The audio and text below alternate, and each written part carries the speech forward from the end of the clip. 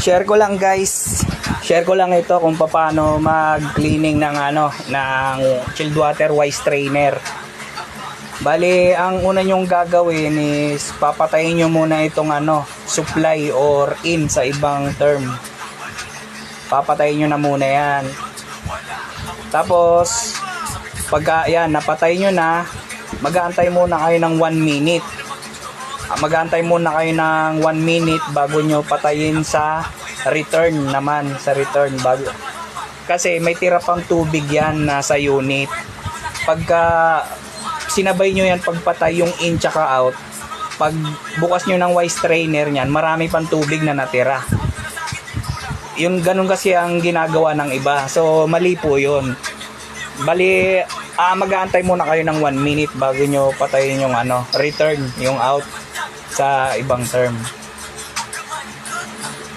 Tapos pag naka 1 minute na kayo, pwede nyo nang patayin din. Pwede nyo nang i-close din. Bali, ang wise strainer guys, nasa nasa nasa supply siya lagi. Hindi nawawala ang wise strainer sa sa supply. Ayan. Madali lang naman mahanap kung nasa ng wise strainer. Nasa kaliwa lang, nasa parting kaliwa.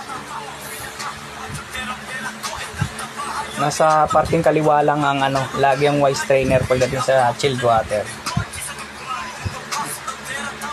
Yun guys, kung nakaabot ka sa video na to, huwag nyo kalimutan mag-follow para marami pa kayong, para updated kayo sa mga ipopost kong hindi nyo pa kabisado. So yun lang guys, sana makatulong sa inyo.